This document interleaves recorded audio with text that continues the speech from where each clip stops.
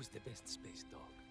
Oh, где моя хорошая, хорошенькая моя, ты просто космическая. Eh? Who's the best hairy cosmonaut? It is indeed a lovely sunset, and it reminds me of the skies of Peru. I didn't? I never told you about the wonderful Sky City? Well, it was an extraordinary place, but one filled with dangers. Well, it might have been simple for you to cross it, but you were in a space capsule. I had to rely on my own 2 feet, my noshki. Feet which, I might add, had just crossed the interior, beaten the villain Toll, and helped inspire the Myank to a workers' revolution. Oh, that's all very easy for you to say, but your idea of civilized behavior is licking your own bottom in public. No.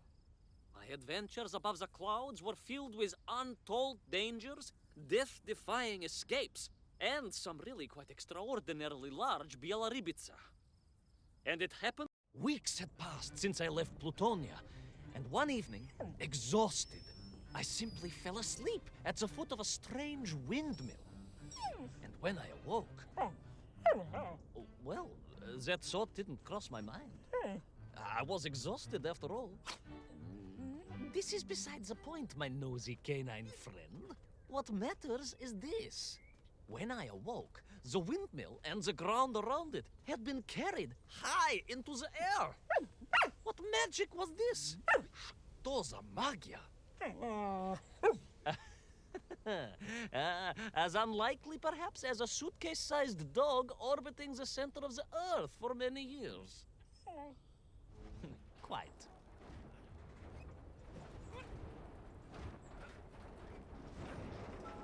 Quick as a flash, Kakmonia, my training leapt into play, and I began to paddle the strange contraption through the clouds in search of answers. It is entirely possible that a miller who owns a windmill capable of levitating high into the air may also own a flying machine. Oh, now you're just being silly. May I continue my recounting of how I sailed over the sky gardens towards the mystical city of Peru? Oh, I must, my moj ušati drug. I must.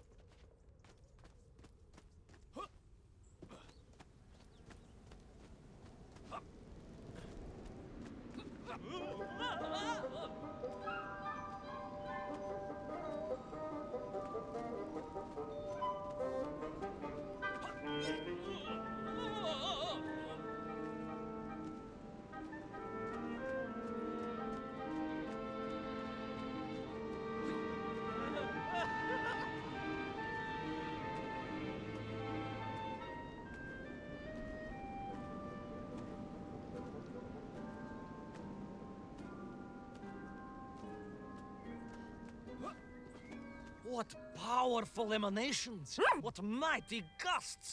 What an epic schwall! They reminded me of Cousin Pavel, yes! But whereas his rearward zephyrs could curdle milk and tarnish the teaspoons, these magical wafts only serve to carry me aloft and onwards.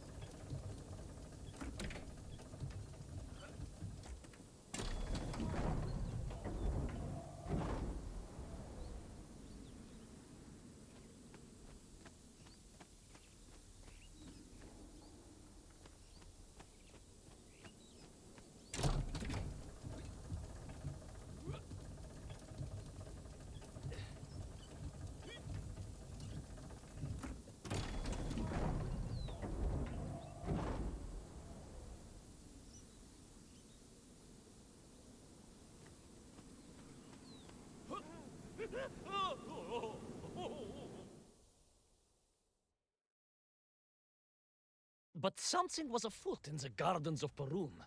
This horrid muck staining the surfaces and making my nose curl. Yes, it was positively pavilion in scent. But it did not belong here. I think I once told you of Auntie Masha's passionate encounter in a cable car with the manganese entrepreneur from Chiatura. Now, Auntie Masha told me that there was a disagreeable stain and smell all around those factories and smelting works. Our industry is not without its dangers. Could it be that the once bucolic gardens of Perun were being corrupted by unchecked pollution? After all, science is a double-edged sword, my bristly confidant. Consider Zemikov. Of course. I apologize. Прошу прощения. Two-headed dogs is perhaps a rather insensitive analogy, but not without justification in this instance. I have seen the blemished lands around Norilsk, but I could not believe that I would find such pollution here. But this was nothing to the true horror of what was shortly to unfold.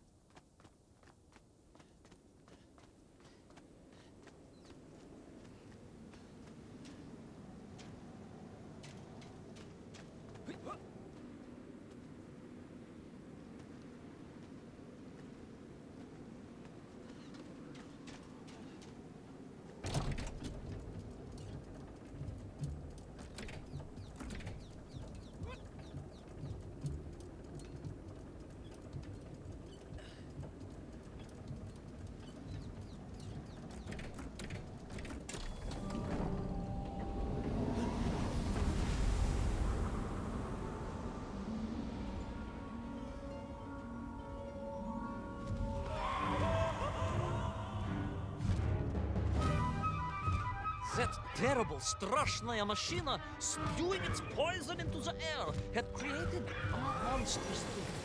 A being. A malignant spoiler of the noble and pure. And it had taken on the form of its prey. Well, of course. No, конечно, I was the prey. The citizens of Perun had clearly long since fled the evilly sentient smog, but I inadvertently wandered into its lair. Oh, I know. Misfortune seemed to dog me. Oh, sorry, I do apologize. To follow my every footstep. But no time to ponder, no time to bemoan the hand that fate had dealt me. No, all that was on my mind was escape, конечно.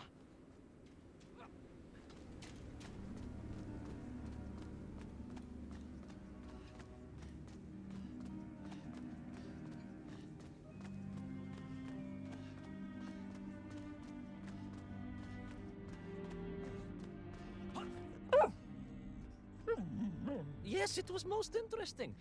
The windmill seemed to be from an earlier age.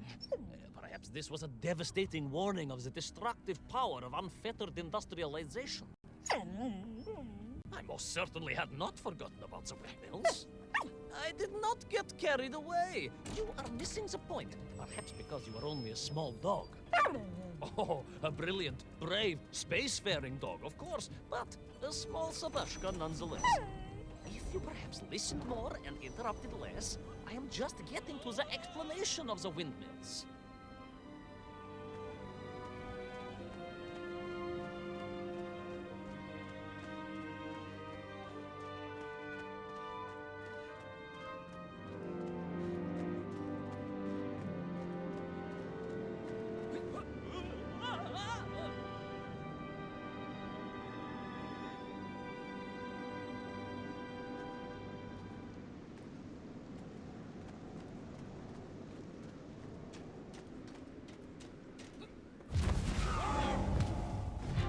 My stinking nemesis was back. But more interesting was the change in the city.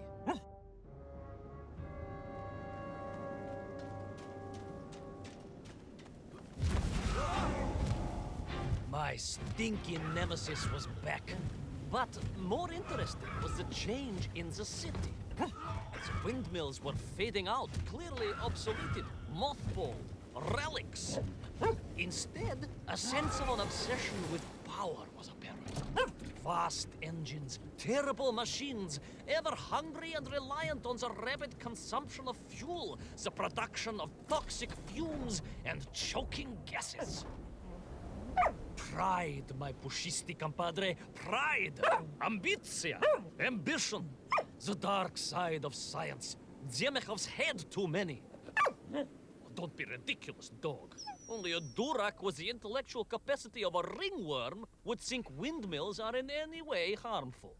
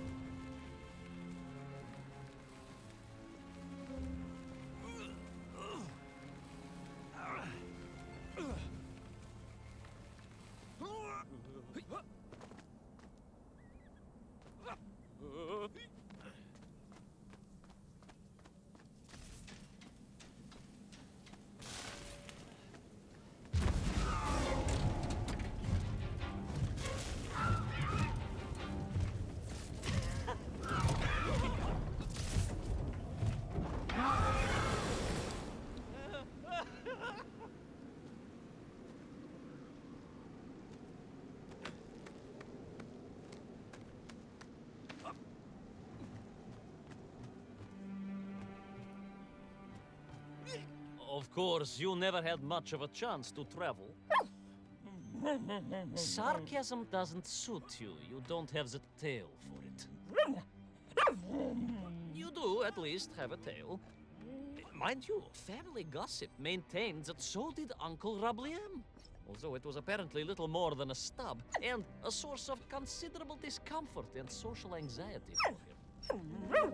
The question of whether or not Uncle Rabliem wagged his stub is very much off topic.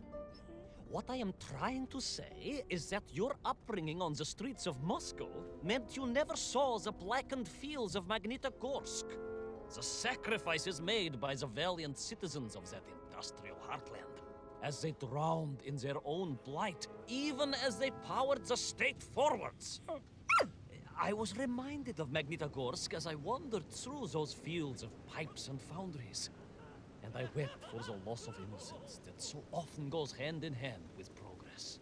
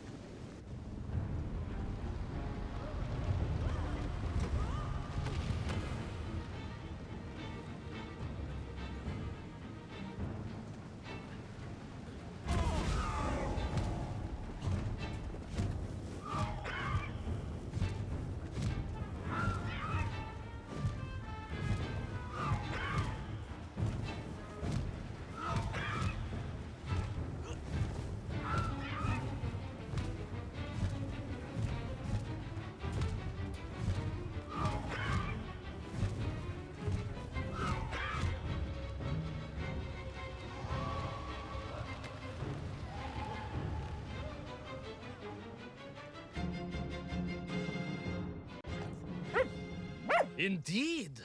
I just evaded the slimy, oily grasp of that man-made vaginoi, his petroleum stink clogging my nostrils and making my head thump.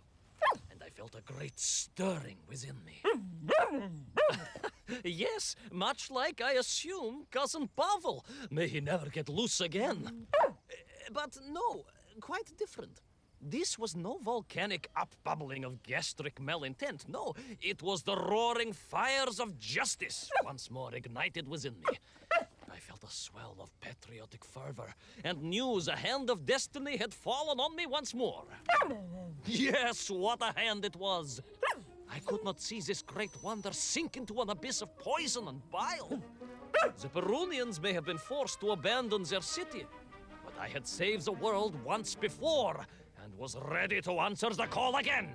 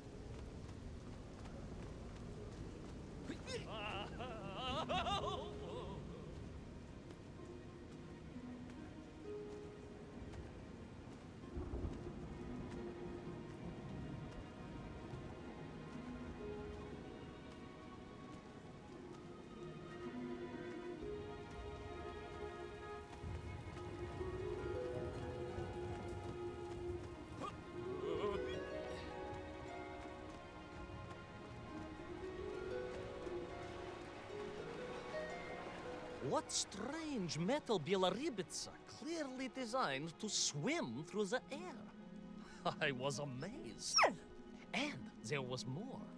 Beneath the fins, I spotted the apertures of hoses and was reminded of the time Auntie Agrafina devised a contraption to water all of her copious algae beds simultaneously with one flush of the toilet by a system of pipes and valves that ran throughout her house.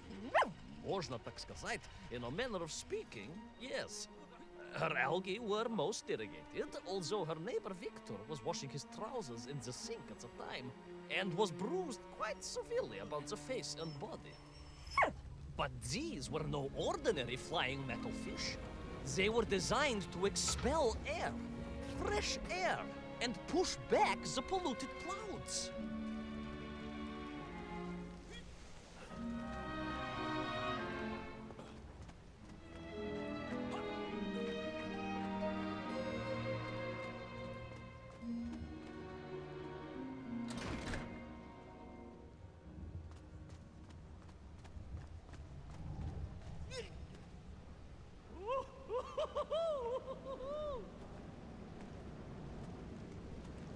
There is, of course, a fine tradition of looking to nature to solve problems of a scientific or military persuasion. Yes, as you well know. My nephew, Sergei... Yes, the very same. Poor lad with his dermatological eruptions. Well, Sergei was stationed recently at Kazachya Buchta, where dolphins... dolphins? Were being trained as brilliant aquatic agents of socialism. Why not then be inspired by marine life? Why, there is a fish, I have heard, that can shoot jets of water from beneath the surface to knock its prey off little tiny twigs and into its mouth. If you were to tell the average mushroom sheriff that a dog would orbit the Earth, I suspect you would receive a similarly sneering response. No, that is because you are a small, hairy hound of uncertain parentage. I, on the other hand, am a cosmonaut, the product of many months of training, and I realized the answer to pollution was here all along. The Perunians, tragically, had simply never had time to finish their fleet. If only I could find a working, flying fish. If only. If only. Yes. If only.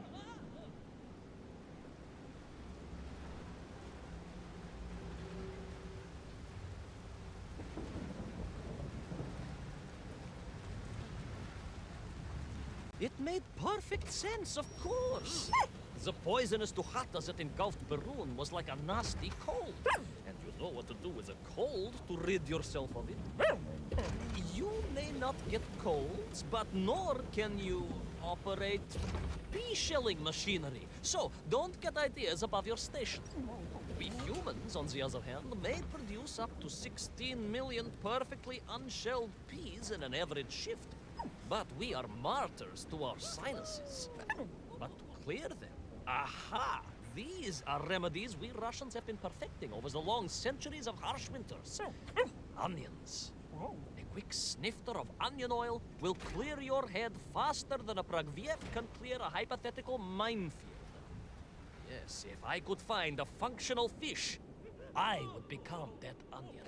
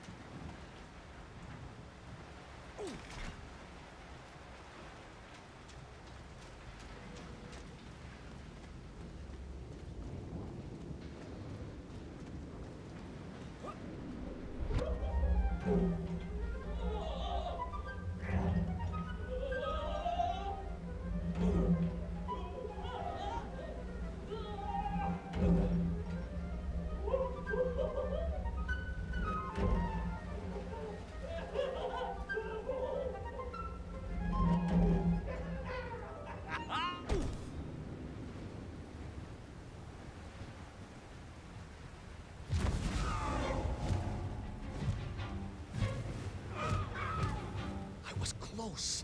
I could feel it. Yes, the working fish, the ribka. I could feel I was at the heart of Perun, and my noxious pursuer had renewed its chase with a terrible vigor.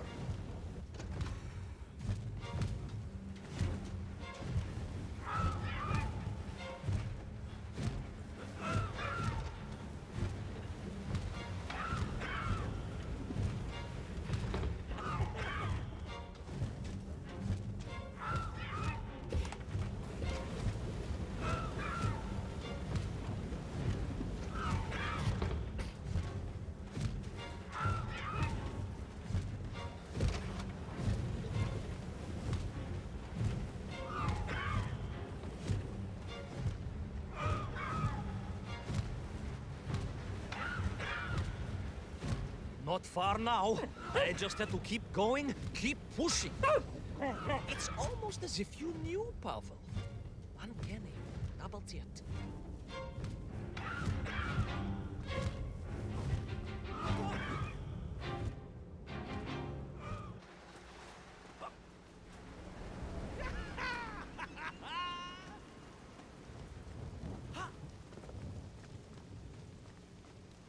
There she was.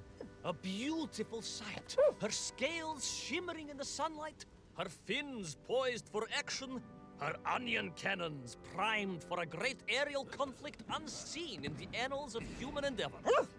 And you are just jealous it was a bigger flying machine than yours. No, my bilious pal. It was time for science to fight back. Yes, my hairy compatriot. Paechale, onwards to victory!